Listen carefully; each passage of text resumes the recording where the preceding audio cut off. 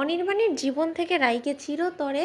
তাড়িয়ে দেওয়ার জন্য এবার রাইয়ের কাছে রিকোয়েস্ট করার জন্য ঈশাদের বাড়িতে ছুটে গেল অনির্বাণের মা। হ্যাঁ বন্ধুরা, ভিডিওতে লাইকটি দেখতে থাকুন। অনির্বাণের মা রাই যেখানে আছে সেই অ্যাড্রেসটা নেওয়া মাত্রই ঈশাদের বাড়িতে গিয়ে ঈশাদের বাড়ির দরজা ধাক্কাতে থাকে। ঠিক সেই সময় ঈশা দরজা খোলা মাত্র অনির্বাণের মাকে চিনতে না পেরে বলতে থাকে যে হ্যাঁ আপনি কি মনে করে এখানে, আপনি কি, আপনাকে তো চিনতে পারলাম না। ঠিক সেই সময় অনির্বাণের মা বলতে থাকে ঈশাকে যে তুমি আমাকে চিনবে না সেটাই স্বাভাবিক, আমি অনির্বাণের মা, এবার নিশ্চয়ই আমাকে চিনতে পেরেছো। ঠিক সেই সময় ঈশা বলতে থাকে যে ও আচ্ছা দাদা ভাইয়ের মা আপনি, আসুন না ভেতরে আসুন আন্টি। ঠিক সেই সময় অনির্বাণের মা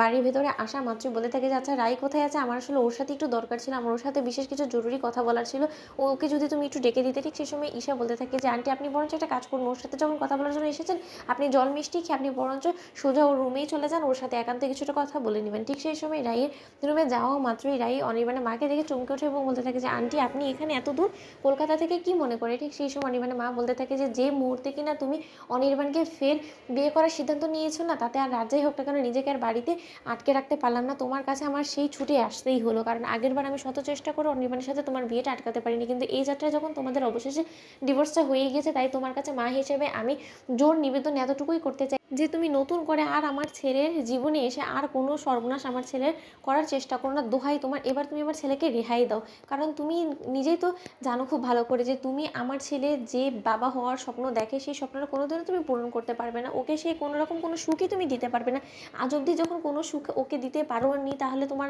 নিশ্চয়ই এই জিনিসটা বোঝা দরকার যে তুমি ভবিষ্যৎ জীবনে কোনোদিনও ওকে কোনো রকম কোনো সুখ দিতে পারবে না, তা সত্ত্বেও তুমি কেন নতুন করে আবার ওর সাথে সম্পর্কে জড়াচ্ছ বলো তো। একটা কথা তো তুমি কোনো মতে অস্বীকার করতে পারো না যে অনির্বাণের সাথে তোমার ম্যারিড লাইফটা কোনো মতেই সাকসেসফুল ছিল না, বারবার করে ব্যাঘাত ঘটেছে এবং বারবার করে তোমরা একে অপরের থেকে দূর হয়ে গিয়েছো। ঠিক সেই সময় রাই বলতে থাকে যে ও আচ্ছা বুঝতে পেরেছি, আমার বন্ধুত্ব সমস্যাটা নিয়ে আপনি খুলে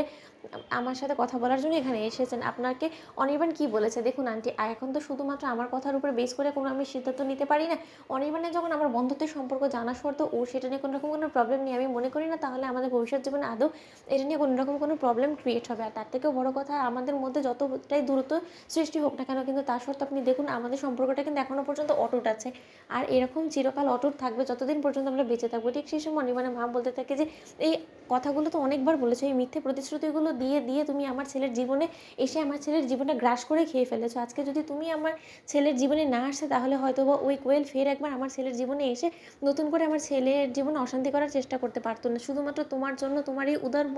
মানসিকতার জন্য আমার ছেলে বারবার করে বিপদে পড়ে যায়, সেই সব কিছু আমি মা হয়ে সহ্য করে যাই, কিন্তু এই যাত্রায় কোনো মতে আমি সহ্য করবো না, তাই তোমার যত টাকা লাগে আমি তোমাকে দেবো, কিন্তু তার সত্ত্বেও তুমি প্লিজ দোহাই তোমার এবার আমার ছেলেকে তুমি রেহাই দাও, আমার ছেলের জীবনে আর তুমি কোনোদিনও এসো না। ঠিক সেই সময় রাই বলতে থাকে যে এই কথাটা আপনি অনির্বাণকে বলুন, সেটা ভালো হবে। তো বন্ধু ভিডিওটি লাইক করুন, শেয়ার করে সাবস্ক্রাইব করতে ভুলো না।